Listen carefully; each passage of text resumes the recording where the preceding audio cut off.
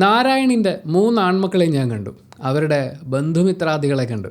ശരിക്കും പറഞ്ഞാൽ ആ വീട്ടിൽ ജോലിക്ക് നിൽക്കുന്ന ആളെക്കുറിച്ച് പോലും എനിക്കിപ്പോൾ പലതും പറയാനുണ്ടാവും. വെറും 2 മണിക്കൂർ സിനിമ കണ്ടു തീർന്നത് അറിഞ്ഞില്ല. ഞാൻ ഭയങ്കര റിലാക്സ് ചെയ്ത് കണ്ടു തീർത്ത പടമാണ്. ശരിക്കും ഈ ഹിന്ദി മാതൃഭാഷയായിട്ടുള്ള ആളുകളും തമിഴ് മാതൃഭാഷയായിട്ടുള്ള ആളുകളൊക്കെ മലയാളത്തിലെ ചില വാക്കുകൾ ഉച്ചരിക്കാൻ പെടാപ്പാട് വിടുന്നത് കാണുമ്പോൾ നമുക്ക് തിരുത്തി കൊടുക്കാൻ തോന്നുമല്ലേ? പുച്ഛിക്കാൻ തോന്നുന്നതിനല്ല പറയുന്നത്, സ്നേഹത്തോടെ തിരുത്തി കൊടുക്കാൻ തോന്നുന്ന. അങ്ങനെ ഈ വരും ദിവസങ്ങളിൽ ഈ പറഞ്ഞ ഭാഷയൊക്കെ മാതൃഭാഷയായിട്ടുള്ള ആളുകൾ നാരായണീൻ്റെ 3 ആൺമക്കൾ എന്ന് ഉച്ചരിക്കാൻ പാടുപെടുമ്പോൾ നമുക്ക് സ്നേഹത്തോടെ തിരുത്തി കൊടുക്കാം നാരായണീൻ്റെ 3 ആൺമക്കൾ എന്ന്. കാരണം അവരൊക്കെ ഈ സിനിമയെക്കുറിച്ച് സംസാരിക്കും. ശരൺ വേണുഗോപാൽ തിരക്കഥയൊരുക്കി സംവിധാനം ചെയ്യുന്ന ഏറ്റവും പുതിയ സിനിമയാണ് നാരായണീൻ്റെ 3 ആൺമക്കൾ. ജോജു ജോർജ്, അലൻസിയർ ലൈലോപ്പസ്, സുരാജ് വെഞ്ഞാറമൂട് തുടങ്ങിയവരൊക്കെയാണ് പ്രധാന കഥാപാത്രങ്ങളെ അവതരിപ്പിക്കുന്നത്. എന്ന് വെച്ചാൽ പോസ്റ്ററിൽ നമ്മൾ ഇവരെയൊക്കെയാണ് കാണുന്നത്. ഇവർക്ക് സിനിമയിൽ അടിപൊളിയായിരുന്നു. പക്ഷേ ഇവരെക്കാൾ കൂടുതൽ പുകഴ്ത്തി പറയാനുള്ള ആളുകൾ ഈ സിനിമയിലുണ്ടെന്നേ. രാഹുൽ രാജിൻ്റെ മ്യൂസിക്കാണ്, അപ്പു പ്രഭാകറിൻ്റെ ക്യാമറയാണ്, ഈ സിനിമയുടെ ടെക്നിക്കൽ ഡിപ്പാർട്ട്മെൻറ്റ് ആ ഒരു ബാക്ക് സൈഡിൽ നിന്നിട്ടുള്ള സകല ആൾക്കാരും കൈയടി അർഹിക്കുന്നതാണ് എന്ന് പറഞ്ഞുകൊണ്ട് ഈ സിനിമയിൽ എനിക്ക് പോസിറ്റീവായി ഫീൽ ചെയ്ത കാര്യങ്ങളെക്കുറിച്ച് പറഞ്ഞു തുടങ്ങാം. ഒന്നാമത്തെ കാര്യം പ്രകടനങ്ങളാണ്. ജോജു ജോർജിൽ നിന്ന് ആരംഭിക്കുകയാണെങ്കിൽ ഈ പറയുന്ന 3 ആൺമക്കളിൽ കുറച്ച് മാത്രം ഡയലോഗുകളുള്ളത് എന്നെനിക്ക് ഫീൽ ചെയ്തിട്ടുള്ളത് ജോജുവിൻ്റെയാണ്.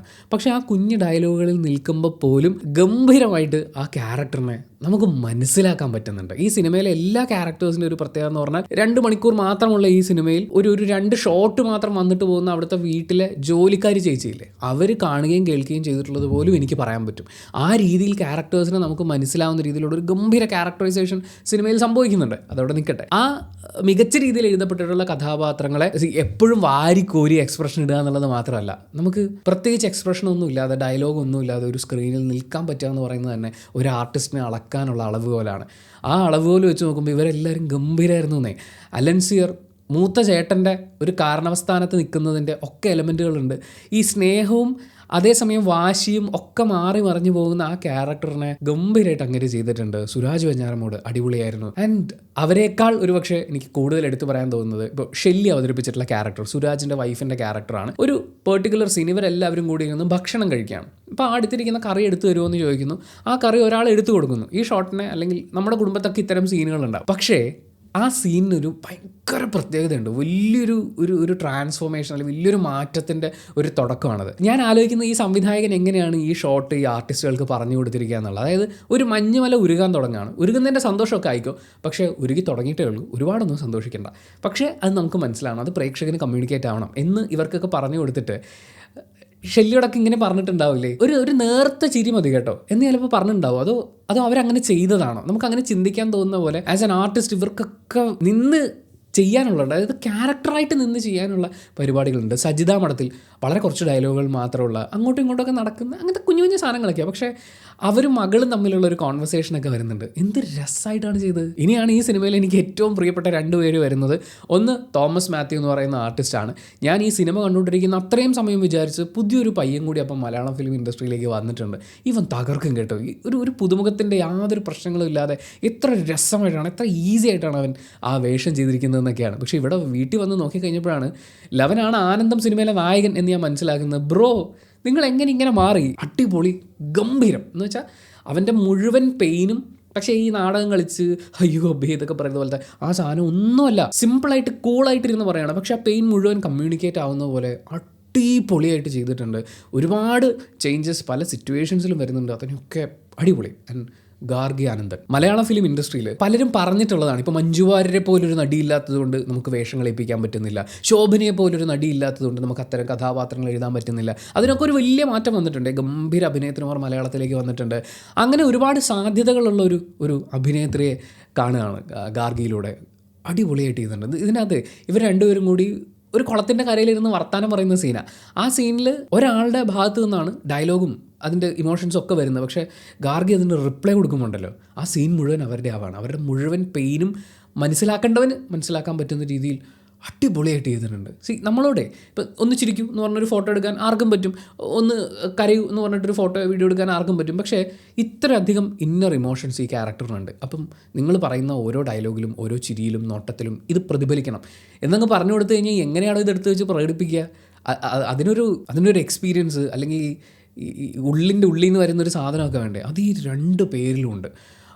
അത്ര ഗംഭീരമായിട്ടാണ് അവർ ആ വേഷങ്ങൾ ചെയ്തിട്ടുള്ളത്. ഈ സിനിമയിൽ വന്നു പോകുന്ന എല്ലാവരും അടിപൊളിയാണെന്നേ. എന്ന് വെച്ചാൽ ആ വീട്ടിലൊരു ജോലിക്കാരി ചേച്ചിയുണ്ട്. ആ ചേച്ചി 2 നോട്ടം നോക്കുന്ന സീനേ ഉള്ളൂ, 2 സീൻ.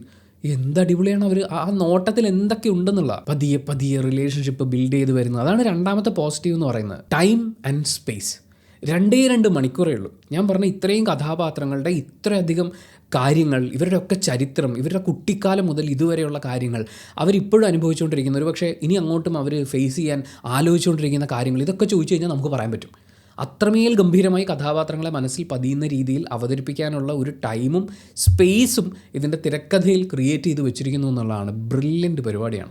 ഇയാളുടെ കുട്ടിക്കാലം ഇതായിരുന്നു, ഇയാൾ ഇങ്ങനെയാണ് പെരുമാറുക, ഇയാൾ കടന്നു വന്ന മാനസികാവസ്ഥ ഇതാണ്, ഇങ്ങനൊരു സിറ്റുവേഷൻ ഉണ്ടാകുമ്പോൾ അതിൻ്റെ പെയിൻ ഇയാൾക്കേ മനസ്സിലാവുള്ളൂ എന്ന് പറയുന്ന പോലെ എന്ത് പരിപാടിയാണ് ഇത്. പിന്നെ ഒരു ഓവർ ഡ്രാമയുമില്ല. അതായത് സെൻറ്റിമെൻറ്റ്സ് കാണിച്ച് നമ്മളെ അങ്ങ് കണ്ണീര് പൊഴിപ്പിച്ചിട്ടേ വിടുള്ളൂ എന്നൊന്നുമല്ല. എനിക്ക് കണ്ണീരൊന്നും വന്നില്ല, പക്ഷേ എനിക്കിവിടെ കൊള്ളുന്ന കുറേ രംഗങ്ങളും കുറേ ഗംഭീര ഡയലോഗുകളും ഉണ്ടായിരുന്നു. പിന്നെ ഏറ്റവും വലിയ പോസിറ്റീവ്, നമ്മൾ ഈ സദാചാര കണ്ണൊക്കെ പെറുക്കിയെടുത്ത് വെച്ച് മുന്നിലേക്ക് വെച്ച് കഴിഞ്ഞാൽ നമുക്ക് ജഡ്ജ് ചെയ്യാൻ തോന്നുന്ന രംഗങ്ങളെ പോലും ആസ് എ സിനിമ അത് കണ്ടുകൊണ്ടിരിക്കുമ്പോൾ ഒരു പ്രേക്ഷകൻ എന്ന നിലയിൽ ഒരു ജഡ്ജ്മെൻറ്റ് ഫാക്ടറിനും ഒരു കഥാപാത്രങ്ങളെയും ഇയാൾ വിട്ടു തരുന്നില്ല. ശരൺ വേണുഗോപാൽ ആ ക്യാരക്ടർ അങ്ങനെ ചെയ്തത് ശരിയായില്ലല്ലോ, ശരിയാണല്ലോ എന്നൊന്നും ചിന്തിക്കാനുള്ള ഒരു സ്പേസിലേക്ക് ആ ക്യാരക്ടേഴ്സിനെ നമുക്ക് ഇട്ട് തരുന്നില്ല. അവരുടെ ജീവിതം ഇതാണ്, ഇതിലൂടെയൊക്കെയാണ് അവർ കടന്നു പോകുന്നത്, നിങ്ങൾക്ക് ചിലപ്പോൾ റിലേറ്റ് ചെയ്യാൻ പറ്റും എന്ന് മാത്രമേ പറയുന്നുള്ളൂ. പിന്നെ നേരത്തെ പറഞ്ഞ പോലെ ആർട്ടിസ്റ്റുകൾക്ക് ഒരു സ്റ്റേജ് കൊടുത്തിരിക്കുകയാണ്, അവിടെ നിങ്ങൾ പെർഫോം ചെയ്യും.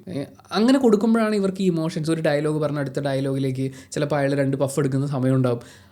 അതിങ്ങനെ കൊടുത്തേക്കാണ്, സ്ക്വീസ് ചെയ്തെടുക്കുക എന്ന് പറയില്ലേ, ആ ആർട്ടിസ്റ്റിൻ്റെ കയ്യിൽ നിന്ന് എനിക്കിതാണ് വേണ്ടത്, അത് ഞാനിങ്ങനെ പിഴിഞ്ഞെടുക്കുന്നു എന്ന് പറയുന്ന പോലെ. 67ാമത് ദേശീയ ചലച്ചിത്ര പുരസ്കാരങ്ങൾ പ്രഖ്യാപിച്ചപ്പോൾ ഫാമിലി വാല്യൂസിനെ ബേസ് ചെയ്തുള്ള ഏറ്റവും മികച്ച ചിത്രത്തിനുള്ള അവാർഡ് സ്വന്തമാക്കിയ ഒരു പാതിര സ്വപ്നം പോലെ എന്ന് പറയുന്ന സിനിമ ഒരുക്കിയ ആളാണ് ഈ ശരൺ വേണുഗോപാൽ. അതിൻ്റെ എല്ലാ ക്വാളിറ്റിയും ഈ സിനിമയിലും കാണാനുണ്ട്. പിന്നെ റിലേഷൻഷിപ്സ്, അതിൻ്റെയൊക്കെ ഇന്നർ മീനിങ്സ്, ചില ബന്ധങ്ങൾ അങ്ങനെയാണെന്നേ, നമ്മൾ എന്തൊക്കെയോ ആയിരുന്നിരിക്കും, പക്ഷെ പിന്നീട് നമ്മൾ അതൊന്നും ആയില്ല എന്ന് വരും. ഒരു ചിത്രശലഭം കയ്യിൽ വന്നിരിക്കുന്ന പോലെ അത് ചിലപ്പോൾ അവിടെ ഇരുന്നു എന്ന് വരും, കുറച്ച് കഴിയുമ്പോൾ വേറെ ഏതെങ്കിലും കയ്യിലേക്കോ അല്ലെങ്കിൽ മറ്റേതെങ്കിലും ഒരു പൂവിലേക്കോ അത് പോയി എന്നിരിക്കും. ഉള്ള സമയം ചെറിഷ് ചെയ്യുക, ഹാപ്പി ആയിട്ടിരിക്കുക, ബ്യൂട്ടിഫുൾ ഇട്ടാണ്. ഇനി വിഷ്വൽസിലേക്ക് വരുമ്പോൾ ഞാൻ ആദ്യം ശ്രദ്ധിച്ചൊരു കാര്യം എന്ന് വെച്ചാൽ, ഈ ഗാർഗി അനന്തൻ അവതരിപ്പിക്കുന്ന ക്യാരക്ടറിനെ നമ്മൾ ഫസ്റ്റ് കാണുന്നത് മുതൽ ഈ ക്യാരക്ടർ വരുന്ന ഓരോ ഫ്രെയിമിലും തോമസ് മാത്യു ചെയ്തിട്ടുള്ള ക്യാരക്ടറിലൂടെയാണ് നമ്മൾ കാണുന്നത്. അതിലെ കാണുന്നത് മുഴുവൻ നിഖിലിൻ്റെ കണ്ണിലൂടെയാണ്. അത് ഭയങ്കര രസമുള്ളൊരു പരിപാടിയായിട്ട് തോന്നി. മാത്രമല്ല ഇതിലെ ഓരോ രംഗത്തിലും നമ്മൾ കൂട്ടത്തിൽ ഒരാളാണ്, അവിടെ തന്നെ നിൽക്കുന്ന ഒരാൾ ഈ ഓരോ രംഗത്തിൽ ഇങ്ങനെ പെരുമാറുമ്പോൾ നമ്മൾ എന്ത് ചെയ്യാൻ ആഗ്രഹിക്കുന്നു അല്ലെങ്കിൽ എന്ത് സംഭവിക്കുന്നു നമ്മൾ പേടിക്കുന്നു, ഇങ്ങനെയുള്ള കാര്യങ്ങളൊക്കെ വന്നിട്ട് ആ വിഷ്വൽ പരിപാടികളൊക്കെ പൊളിയായിരുന്നു. സുന്ദരമായ പ്രകൃതി, ഇതിൻ്റെ അകത്ത് ഒരു പെർട്ടിക്കുലർ സ്ഥലമുണ്ട്, അവിടെ പോയിരുന്ന ലോകത്ത് ആരായാലും പ്രേമിച്ചു പോകും എന്ന രീതിയിൽ ആ സ്ഥലത്തിന് ഏറ്റവും ബ്യൂട്ടിഫുൾ ആയിട്ട് കാണിച്ചിട്ടുണ്ട്. ഒരു രാത്രി വെടിക്കെട്ടൊക്കെ അവിടെ കാണുമ്പോൾ അതിൻ്റെ ഒരു ഭംഗിയും കാര്യങ്ങളും എന്ന് വെച്ചാൽ സുന്ദരമായ കാഴ്ചകളും വ്യക്തിബന്ധങ്ങൾക്കിടയിലേക്ക് നമ്മളെ കൊണ്ടുപോകാൻ പറ്റുന്ന തരത്തിലുള്ള ഒരു കഥ പറച്ചിലിനും സിനിമയുടെ വിഷ്വൽ ഡിപ്പാർട്ട്മെൻറ്റ് വൻ പങ്ക് വഹിച്ചിട്ടുണ്ട്. പിന്നെ മ്യൂസിക്, രാഹുൽ രാജ് അടിപൊളിയായിട്ട് ചെയ്തിട്ടുണ്ട്. എന്ന് വെച്ചാൽ ഒരു മ്യൂസിക് ഡയറക്ടർ മ്യൂസിക് ഇട്ട് കൊടുക്കുന്നത് മാത്രമല്ല കാര്യം, എവിടെ നമ്മൾ ആ ആംബിയൻ സൗണ്ടിന് വിടണം, എവിടെ നമ്മൾ സൈലൻസിന് വിടണം എന്ന് പറയുന്ന ഒരു കാര്യം കൂടെയുണ്ട്. അതടക്കം കൃത്യമായി പ്ലേസ് ചെയ്ത് മ്യൂസിക് വന്ന് കയറുമ്പോഴൊക്കെ അത് അവിടെ ആവശ്യമായിരുന്നു എന്ന് ഫീൽ ചെയ്യുന്നത് പോലെ വളരെ രസമായിട്ട് ആ വർക്ക് ചെയ്തിട്ടുണ്ട്. പാട്ടുകൾ കേട്ടിരിക്കാൻ നല്ല സുഖമുണ്ടായിരുന്നു, ഒരു സുഖമുള്ള എക്സ്പീരിയൻസ്. മുൻ തലമുറ പേറുന്ന കുറേ കാര്യങ്ങൾ, പുതുതലമുറ കൊണ്ട് നടക്കുന്ന ചില കാര്യങ്ങൾ, ഈ 2 തലമുറയ്ക്കുള്ളിലും ഒരുപോലെ ആവർത്തിക്കപ്പെടുന്ന ചില കാര്യങ്ങൾ, അതുമായി ബന്ധപ്പെട്ടുള്ള കുറേ എലമെൻറ്റുകൾ ഒക്കെ വളരെ മനോഹരമായിട്ട് പറഞ്ഞിട്ടുള്ള, എനിക്ക് വളരെയധികം ഇഷ്ടപ്പെട്ട ഒരു സിനിമാ അനുഭവമാണ് നാരായണീൻ്റെ 3 ആൺമക്കൾ. അമ്മ മരിക്കാൻ കിടക്കുന്നു, ഏത് നിമിഷവും സംഭവിക്കാം, അതിൻ്റെ പേരിൽ പലയിടത്തായിട്ടുള്ള മക്കൾ ഒരുമിച്ച് കൂടുന്നു. ഇതിനോട് സിമിലർ ആയിട്ടുള്ള MT വാസുദേവൻ നായർ ചെയ്തിട്ടുള്ള സിനിമയുണ്ട് ആൾക്കൂട്ടത്തിൽ തനിയെ. പിന്നെ ഇതേപോലത്തെ ഒരു പ്രമേയം, ഒരുപാട് കുടുംബത്തിലെ ആളുകൾ ഒരുമിച്ച് ചേരുന്ന, ഇപ്പോൾ മഞ്ചാടിക്കുരു പോലെ, പിന്നെ അതിന് വളരെ തമാശയായി ഒരു രംഗത്തിൽ ഉൾപ്പെടുത്തിയിട്ടുള്ള പപ്പൻ, പ്രിയപ്പെട്ട പപ്പൻ വരെ ഒരുപാട് സിനിമകളിൽ ഈ വിഷയം സംസാരിച്ചു പോയിട്ടുണ്ട്, അല്ലെങ്കിൽ സിമിലർ സംഭവങ്ങൾ ഉണ്ടായിട്ടുണ്ട്. പക്ഷെ അതിൽ നിന്ന് മികച്ച പ്രകടനങ്ങൾ കൊണ്ടും ആ കഥ പറച്ചിൽ രീതി കൊണ്ടും നാരായണീൻ്റെ 3 ആൺമക്കൾ എനിക്ക് സെപ്പറേറ്റ് ആയിട്ടുള്ള പ്രിയപ്പെട്ടതായിട്ടുള്ള ഒരു സിനിമയാവുന്നുണ്ട്. ഇനി എന്തെങ്കിലും ഒരു നെഗറ്റീവ് ഫാക്ടർ പറയാനാണെങ്കിൽ, ഇതെല്ലാം പ്രഡിക്റ്റബിൾ ആയിട്ടുള്ള കാര്യങ്ങളാണ്. ഈ കഥയിൽ നടക്കുന്ന ഓരോ വിഷയങ്ങളും, ഈവൻ ക്ലൈമാക്സിലെ ട്വിസ്റ്റ് അടക്കം സംഭവിക്കാൻ പോകുന്ന ആ കോൺഫ്ലിക്റ്റ് എന്താണെന്ന് വരെ നമുക്ക് പ്രെഡിക്റ്റ് ചെയ്യാൻ പറ്റും. ഏറ്റവും അവസാനത്തെ ഒരു 2 മിനിറ്റ് അതും പ്രഡിക്റ്റബിൾ ആയിരുന്നു. എനിക്ക് ആ ഒരു അവസാനത്തെ 2 മിനിറ്റിൻ്റെ ആവശ്യമില്ലായിരുന്നു എന്ന് തോന്നി സിനിമയിൽ. കാര്യം അവിടം വരെയും അത് വെൽ കണക്റ്റഡ് ആയിരുന്നു. എന്താ പറയുക, ഈ പ്രേക്ഷകനൊരു ക്ലോഷർ കൊടുക്കാം എന്നൊക്കെ വിചാരിച്ച് ഫോഴ്സ്ഫുള്ളി ചെയ്ത പോലെ തോന്നി. ആ ഒരൊറ്റ കാര്യം മാത്രം, അവസാനത്തെ ഒരു 2 മിനിറ്റ് മാത്രം.